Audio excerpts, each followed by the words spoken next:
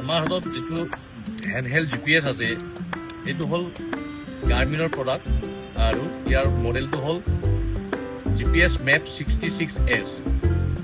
এই particularly handheld GPSটো কেনেকৈ operate কৰে সেইটো মই আপোনালোকক এতিয়া পাৰ্টিকুলাৰলি এই GPSটোৰ পাৱাৰ বুটনটো ওপৰত আছে, লং প্ৰেছ কৰিব লাগে।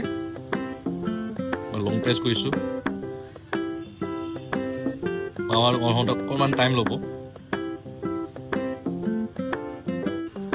অন কৰাৰ লগে লগে স্ক্ৰীনখন এনেকৈ ডিছপ্লে হ'ব। তাৰপিছত মেইন মেনু যাবৰ কাৰণে ইয়াতে মেনু অপশ্যন আছে। এইটো মেনুত 2 টাইমছ প্ৰেছ কৰিব লাগিব, 1 2। এইখন হ'ল মেইন মেনু। যিহেতু GNSS চিষ্টেম বা GPS চিষ্টেমে ছেটেলাইটৰ ওপৰত বেছ কৰি কাম কৰে বা ছেটেলাইটৰ ওপৰত বেছ কৰি ইনফৰমেশ্যন দিয়ে, সেই গতিকে আমি প্ৰথমে ইয়াক ছেটেলাইটটো চাই ল'ব লাগিব।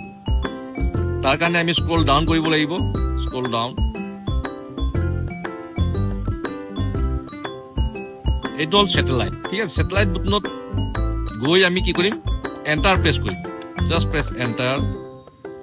এণ্টাৰ প্ৰেছ কৰিলে এই পাৰ্টিকুলাৰ GPSটোৱে তাৰ কৰ্ডিনেটটো দিব, যিটো জেগাত GPSটো আছে সেইটো কৰ্ডিনেটটো দিব। আৰু এটা চাইডত আছে GPS 3.0F, this is accuracy.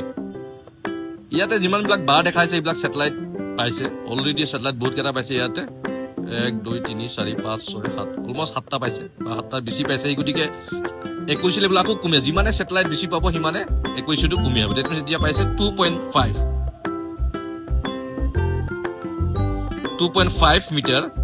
এতিয়া আমি পাৰ্টিকুলাৰলি এই হেণ্ডহেল্ড GPSে পইণ্ট কালেক্ট কৰিবৰ কাৰণে বা ছাৰ্ভে কৰিবৰ কাৰণে য'ত পইণ্ট ল'ব লাগে, যিটো জেগাৰ পৰা আমি কৰ্ডিনেটটো ল'ব লাগে, তাত গৈ আমি কি কৰিব লাগিব, ইয়াতে এটা অপশ্যন দিয়া আছে মাৰ্ক। ইয়াতে গৈ মাৰ্ক প্ৰেছ কৰিব লাগে, মাৰ্ক। এই মাৰ্কটো কৰাৰ লগে লগে এই স্ক্ৰীনখন আহিব। এই স্ক্ৰীনখনৰ প্ৰথমটো আছে, এইটো আছে way point number, that means serial number. Next ইয়াতে আছে নোট। নোটত আমি কি কৰিব, যিটো জেগাত আমি পইণ্ট কালেক্ট কৰিছোঁ বা কৰ্ডিনেট কালেক্ট কৰিছোঁ সেই জেগাটোৰ কোডিং বা ডেছক্ৰিপশ্যনটো আমি ইয়াতে দিব লাগিব। নোটত আহিলোঁ, স্ক্ৰল ডাউন কৰি নোট আহিলোঁ, দেন প্ৰেছ এণ্টাৰ। এণ্টাৰ দিয়াৰ লগে লগে ইয়াতে কি পেড এখন আহিব। এই কি পেডখনৰ পৰা আমি এলফাবেটবিলাক লিখিব পাৰিম। ছাপ'জ ধৰি লৈছোঁ এইটো এটা ইলেক্ট্ৰিক পল হয়, সেই গতিকে ই। নেক্সট ছাপ'জ পি, EP মানে হ'ল ইলেক্ট্ৰিক পল। আমি নোটটো লিখিলোঁ। Next scroll down and press done. Done কৰিলে এই পাৰ্টিকুলাৰ নোটত আমি যিটো এলফাবেট লিখিছোঁ বা যিটো কোডিং দিছোঁ বা যিটো ডেছক্ৰিপশ্যন দিছোঁ সেইটো অট'মেটিকলি ইয়াতে ছেভ হৈ যাব।